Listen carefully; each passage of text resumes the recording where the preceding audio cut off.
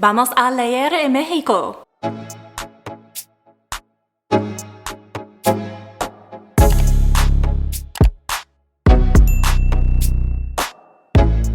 Okay, my Spanish does need a little bit of work, but I think the phrase "Puedo practicar español contigo? Estoy aprendiendo" is going to be very important for me in the upcoming days. That's because I am headed to Tulum, Mexico for my boyfriend's milestone birthday, and I have 2 books that I downloaded on the Libby app to my Kindle to take with me, and both books take place in Mexico. The first book is classified as a horror, historical fiction, and gothic book. It is The Hacienda.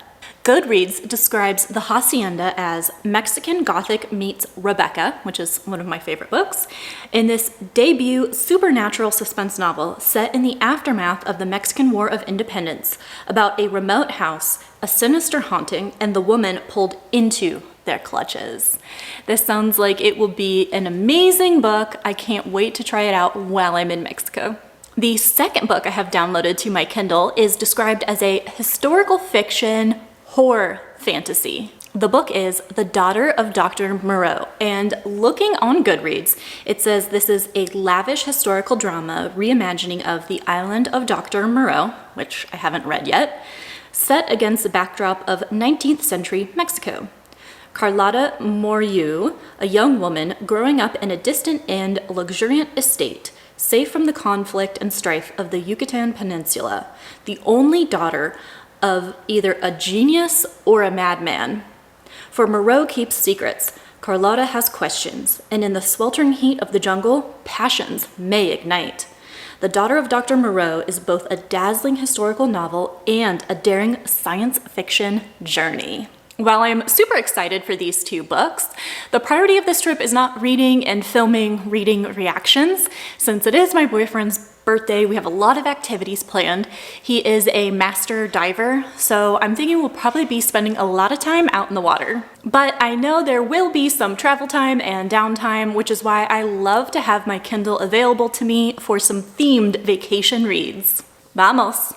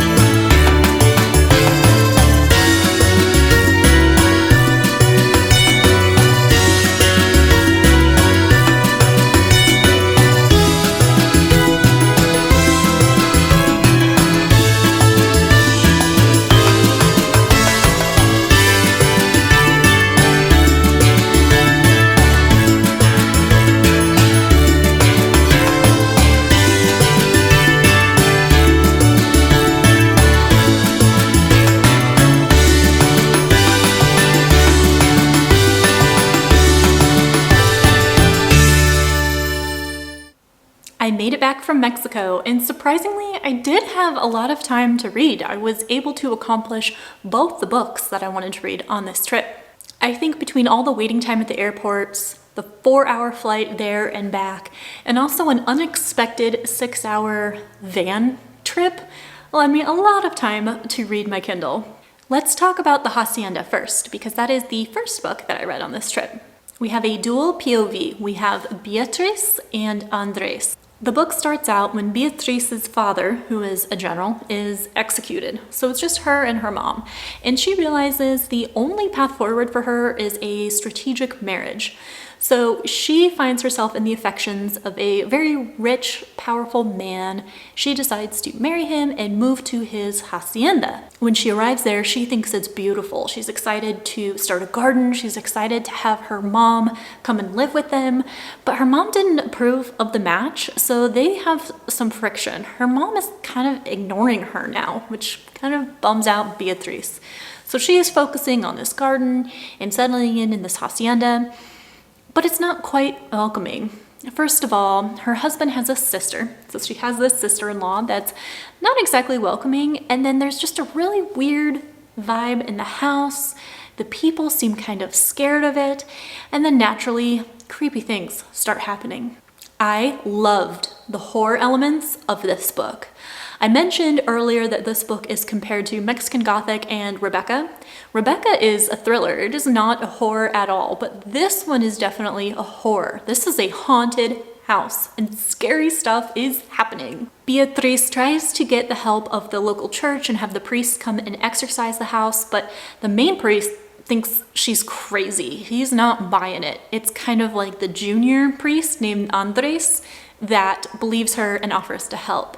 And he actually knows what he's talking about because he grew up in this house. He's the relative of the cook, I think.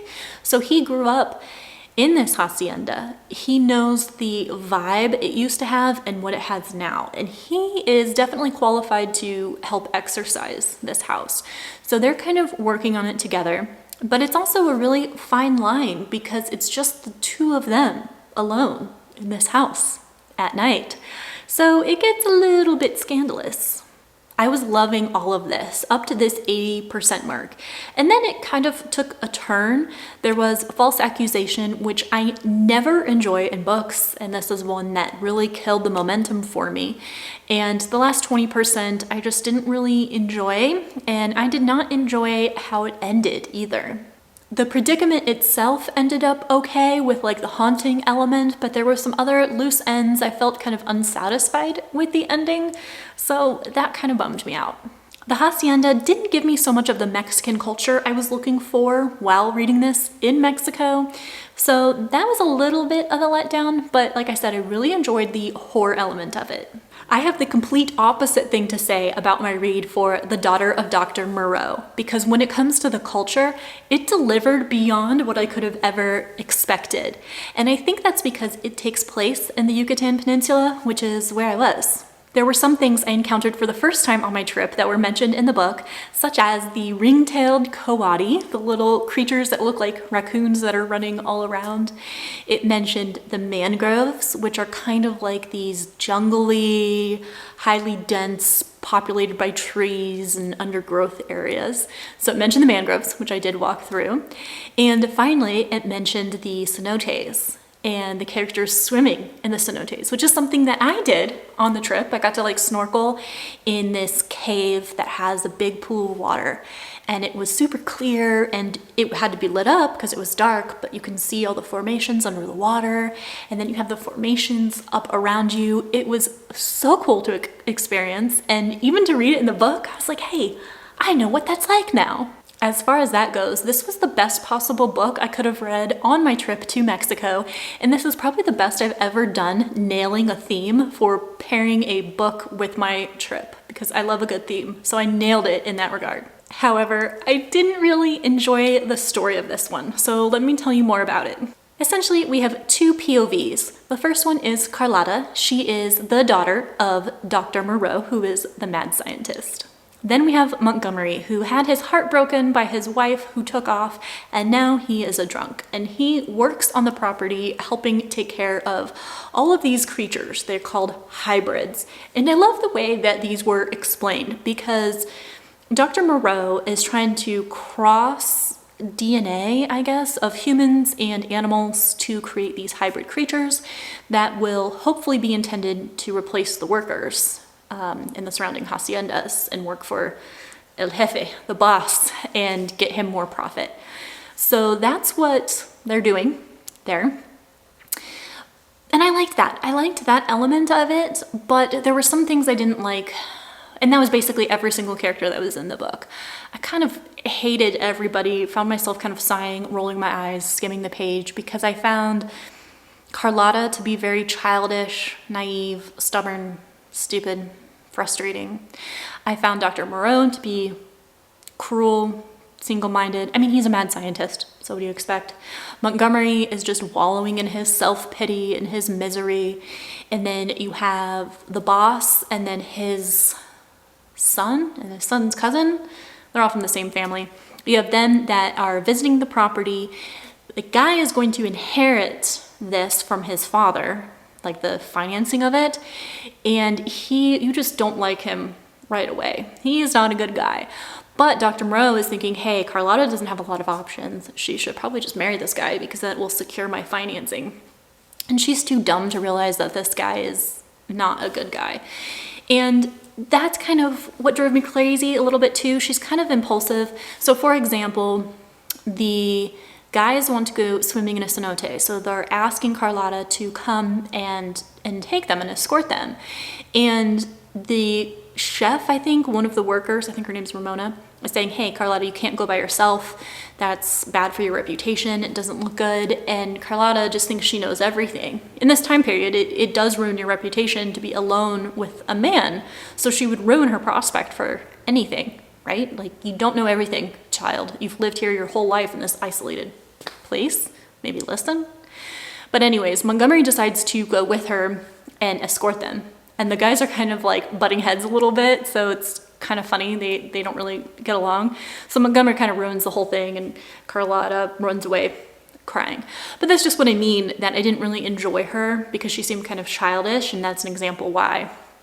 Also with that scene, something I disliked about the writing style is that on occasion a scene would play out from Carlotta's point of view, and then we would repeat it from Montgomery's point of view, but nothing additional is added to it. There's no value add.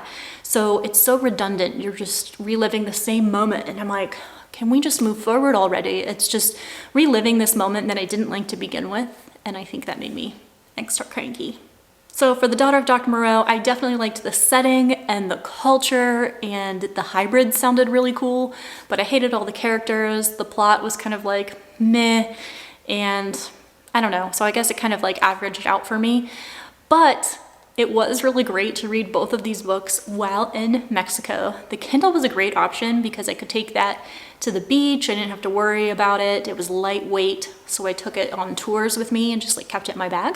And that's why I always had it in the van when we were doing the transportation. And I didn't have to worry if it got in contact with water. I'm not exactly gonna like dunk it in the ocean, but I wasn't worried if like it brushed up against my wet swimsuit or something like that. I think the Kindle was a great investment to read while on vacation. It helped me pass the time. So this was a lot of fun. I love theming my reads, especially when I'm traveling, because that's another one of my passions. So overall, I think this was a success. Thank you so much for hanging out with me in this video. I will see you in the next one.